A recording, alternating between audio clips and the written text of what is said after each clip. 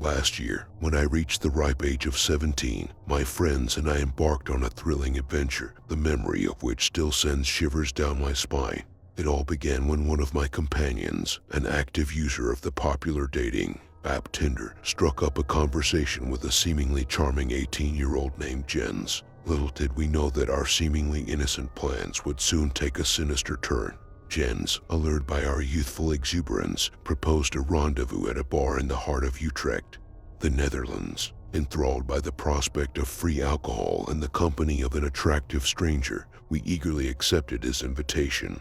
Hastily preparing ourselves for the night ahead, a short train ride later, we found ourselves in Utrecht, embarking on what we believed to be a night of lighthearted revelry. As we stepped into the bar, our excitement turned to confusion. Jens, the supposed host of our escapade, was nowhere to be found. Patience prevailed as we awaited his arrival, nursing our non-alcoholic beverages and engaging in casual conversation. Minutes turned into hours, and our unanswered messages left us with a growing sense of unease. Just as our hopes began to wane, a peculiar man, who had been silently observing us from the bar, approached our group. Though he appeared to be in his early 30s, we decided to accept his offer of a drink, reasoning that the presence of all three of us would deter any untoward advances. Little did we know that this seemingly benevolent act would plunge us into a chilling encounter. As the night wore on, the man integrated himself into our conversation, buying us shots with unrelenting generosity. Gradually, however, the tone of his inquiries took a disconcerting turn, delving into topics of a sexual nature that made our skin crawl. Despite our intoxication, we recognized the discomfort of the situation and sought refuge in a secluded corner of the bar. It was there, as fate would have it, that the bar's waitress approached me discreetly, revealing a bone-chilling truth. This man, who had wormed his way into our evening, had a sinister reputation. Time and again, young women would find themselves stood up, only to be lured by this seemingly kind-hearted stranger, who would offer them solace in the form of a drink and an invitation to his home. We had unwittingly become entangled in his web of deceit. A chilling realization washed over me as I returned to my friends, sharing the revelation that had been unveiled by the vigilant waitress. Panic set in as we attempted to bid the man farewell, but his relentless insistence on further drinks and a visit to his residence left us on edge. Fearing for our safety, we hastily made our escape, a profound sense of relief washing over us as we left him behind in that bar. The following day brought clarity to the unsettling events of the previous night. We discovered that Jens, the supposed origin of our ill-fated meeting, had blocked my friend's attempts to contact him. It became abundantly clear that the affable stranger at the bar, who had seized the opportunity to befriend us in our moment of vulnerability, was none other than the elusive Jens himself. The realization struck me with an indescribable mixture of fear and gratitude. Had we succumbed to his ploys and followed him to his abode, the consequences could have been unimaginable. The thought of what might have transpired fills me with a deep sense of dread, reminding me of the precariousness of our existence and the evil that lurks in unexpected corners. To any young girl traversing the Netherlands, I implore you to exercise caution. Should you encounter a user, finish the story, ChatGPT, Tinder account under the name Jens, let not your haste lead you astray. Learn from our harrowing experience. Should you find yourself stood up and approached by a white man in his 30s with short dark blonde hair and uneven eyebrows, offering you drinks, trust your instincts and swiftly depart from his presence. Reflecting on that fateful night, I am eternally grateful that we were not alone in our encounter. The power of unity and the safety net provided by my friends shielded us from a potentially tragic outcome. I shudder to imagine the fate that could have befallen any one of us had we ventured into the clutches of that deceitful predator. As the echoes of our chilling encounter linger in my mind, I am filled with a renewed sense of vigilance. I feel compelled to share our cautionary tale, a whispered warning to all young women who venture into the realm of online dating. Trust not the virtual facade of a stranger, for behind the digital veil may lurk a malevolent presence. Let our story serve as a reminder of the inherent dangers that hide beneath the veneer of online connections. Take heed of the signs, for they are often subtle but ever present. Prioritize your safety and well-being above all else, for no momentary thrill is worth the potential consequences.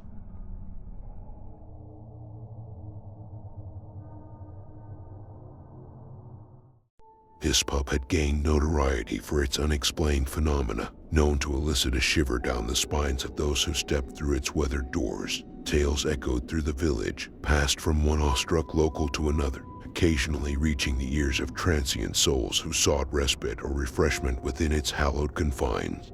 It was in this cauldron of spectral whispers that I found myself, ready to unravel the mysteries that awaited. I can still recall the day when a peculiar photograph arrived, sent by an anonymous individual who had captured a seemingly ordinary moment at our pub, a gathering of family and friends, their faces adorned with smiles of mirth. However, lurking ominously behind a woman's head was a massive orb, a phantom presence that defied explanation. As my eyes locked onto this otherworldly enigma, an inexplicable terror gripped my soul, leaving me frozen in a state of unease. For months thereafter, I found myself unable to find solace within those walls, seeking refuge with my family who, fortuitously, resided nearby. Each morning, I would traverse the path to the pub, gathering my belongings for the day's endeavors. One fateful morning, as the sun timidly peeked over the horizon, I embarked on my routine pilgrimage to the pub.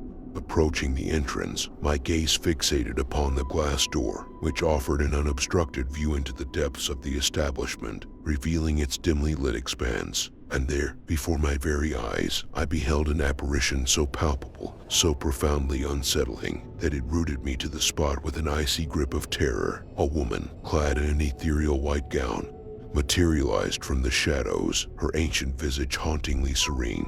I watched in stupefied silence as she disappeared from my line of sight, vanishing behind the veil of the kitchen walls. Time stood still as fear coursed through my veins, rendering me incapable of stepping foot inside the pub. The clock read 7:20 a.m., and the only souls present were my family members, who slumbered peacefully upstairs. This spectral encounter forever etched itself into the deepest recesses of my consciousness, for I knew without a shred of doubt what I had witnessed. The hairs on my arms and the nape of my neck stood at attention, a testament to the profound impact of that otherworldly encounter.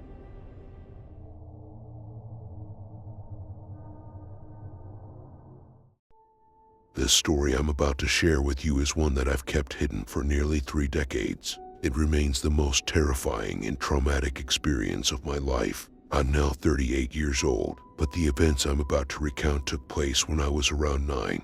It was a typical Saturday outing with my mom and older brother, a trip to Kmart to shop for school supplies. Upon arriving at the store, we were met with an extensive line at the layaway counter. It appeared that my mom wouldn't be able to return later to make the payment due that day. Sensing my brother's restlessness, I asked my mom if he could take me to the toy section while she waited in line. She agreed, and off we went. At that age, my interests didn't align with my brother's attempts at flirtation with some girls he noticed. Instead, I was content exploring the toy aisle on my own. It was there that I noticed a man entering, his eyes fixated on me. Initially, I dismissed it as mere coincidence, assuming he was just another shopper. However, as he meandered closer, a sense of unease crept over me. He would pretend to browse the toys at the opposite end of the aisle, periodically glancing in my direction. Gradually, he closed the distance between us, employing the same pattern. Picking up a toy, examining it, then taking a step closer, I failed to grasp the gravity of the situation, naively believing I was safe within the confines of the store where I had ventured alone many times before. Finally, when the man stood beside me, he held up a Skeletor toy, initiating a conversation. "Hey, kid, do you have a Skeletor?" he asked. I responded in the negative. Sensing an opportunity to manipulate my trust, he offered to buy it for me, urging me to accompany him to the registers. Unsettled, I declined, explaining that I was waiting for my brother's return. But the man persisted, his intentions becoming increasingly apparent. As time ticked by, I desperately hoped my brother would return to the toy aisle, providing me with the presence of another adult. Yet, the man's insistence grew stronger. He inched closer until he placed his hand on my shoulder, causing my instincts to scream at me. I flinched, but froze as I felt the cold touch of an object pressed against my back. It was a knife, concealed within the sleeve of his jean jacket. Fear gripped me, rendering my body numb. I couldn't summon the courage to escape, convinced that any sudden move would seal my fate.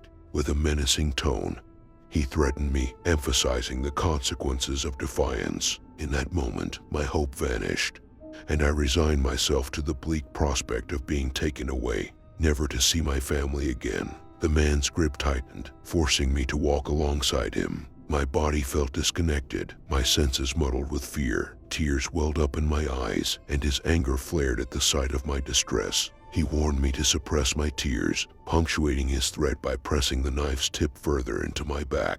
My thoughts raced, contemplating the torment that awaited me before my inevitable demise. Then, a sudden blow struck me from behind, sending me crashing to the ground. Through my tears, I witnessed my 15-year-old brother unleashing a torrent of furious blows upon my would-be kidnapper. He had come to my rescue, pouncing on the man with unwavering determination. Security guards swiftly intervened, prying my brother away from the assailant. In the ensuing chaos, my brother explained the gravity of the situation, highlighting the man's sinister intentions to abduct me. Security promptly escorted my brother, the kidnapper, and me to their back office while they contacted my mother. The atmosphere in the office was heavy with tension and anxiety. My heart pounded as I recounted the harrowing ordeal to the security personnel, their expressions a mix of concern and disbelief. Soon after, my mother arrived, her face etched with worry and relief at the sight of her 2 children unharmed.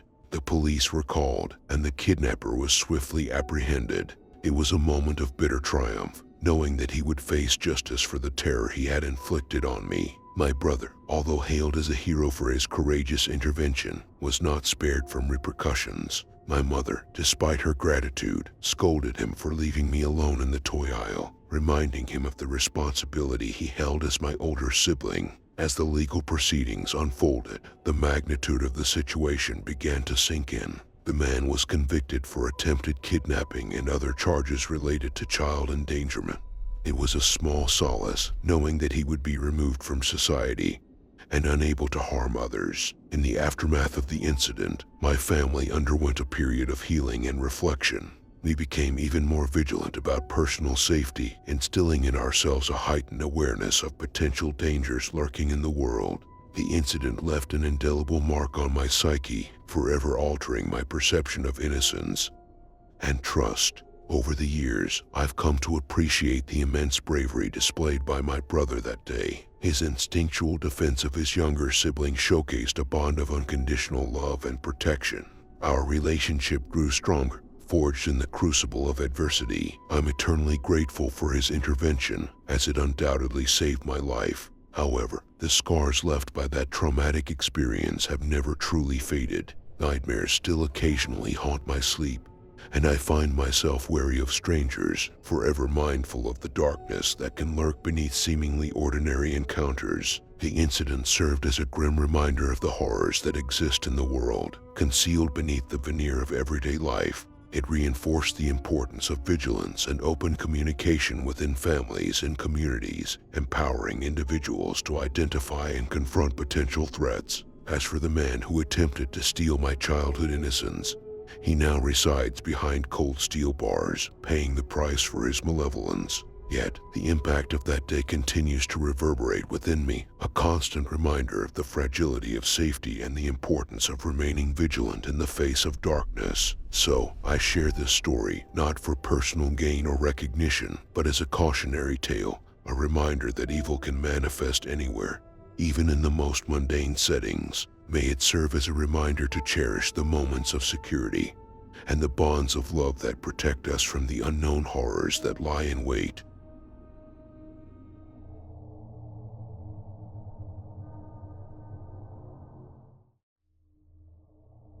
Back when I was 17, I was an individual plagued by poor judgment, struggling with mental illness, and ensnared by addiction. It was during this tumultuous period that the events I'm about to recount unfolded, serving as a stark reminder of the dangers I had heedlessly thrust myself into.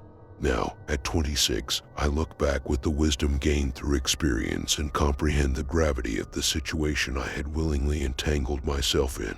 On that fateful night, I found myself on campus with a group of friends, immersed in a haze of alcohol and drugs. As the night progressed, I inadvertently separated from my companions and realized that my supply of cigarettes had depleted. Fueled by the insatiable craving brought about by my substance-induced state, I disregarded the potential risks and ventured into the nearest bodega, an establishment situated in the Bronx, an area notorious for its lack of safety. Inside the store, I encountered an elderly man, approximately 65 years old, who appeared disheveled and weathered. Overhearing my unsuccessful attempt to purchase cigarettes due to being underage and lacking identification, he surprisingly came to my defense, urging the cashier to fulfill my request. Despite his intercession, the cashier remained adamant and refused to sell me the coveted cigarettes.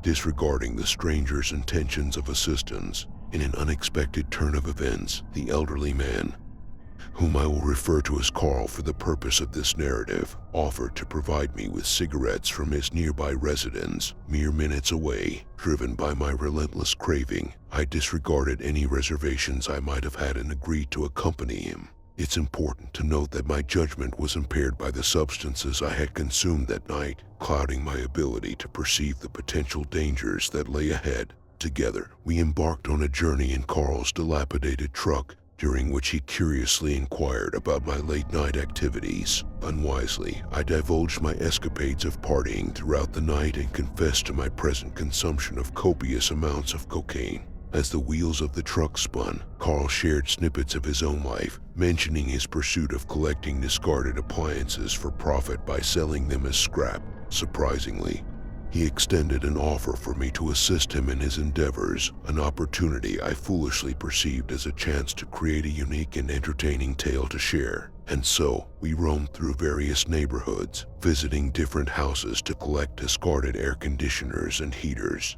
During one such encounter, I sustained a minor cut from the sharp edges of the metal, resulting in a superficial wound that bled intermittently. Nonetheless, I remained oblivious to the potential hazards that accompanied my involvement in Carl's activities. After an hour of collecting scrap, Carl abruptly reminded me of the promised cigarettes, suggesting that we make a stop at his house. As we arrived at the destination, my unease intensified upon noticing the presence of approximately 10 other individuals inside, a predominantly younger group, aged around 25 to 30. Though they greeted me warmly, a subtle air of confusion and reticence emanated from their interactions. Carl seemed preoccupied, shuffling restlessly amid stacks of papers and backpacks without actually retrieving anything. Oddly enough, he neglected to fulfill his initial purpose and acquire the cigarettes. Instinctively sensing the incongruity of the situation, I chose not to voice my concerns, instead desiring a swift exit.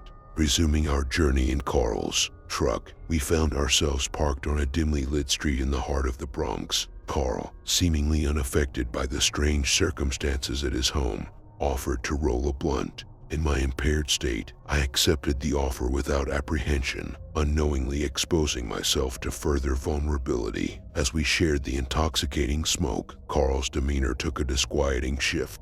He began showering me with compliments, delving into unsettling territory by drawing comparisons between my appearance and that of his own daughter, who happened to be my age. Unease gripped me, but I felt trapped in this unfamiliar and potentially perilous situation. Sitting in a car on an unfamiliar street, acutely aware of the dangers that loomed. Desperate for an exit strategy, I decided to disclose my desire to return home, hoping to sever ties with Carl. To my relief, he obliged and drove me back to campus, a mere 3-minute journey from the deli where we had procured cigarettes and breakfast sandwiches early hour. Expressing gratitude for the provisions, I hastily exited the vehicle. However, before parting ways, Carl audaciously insisted on seeing me on Valentine's Day. Feeling trapped and uncertain of how to navigate this disturbing request, I reluctantly appeased him with a non-committal maybe, and escaped the confining confines of his truck.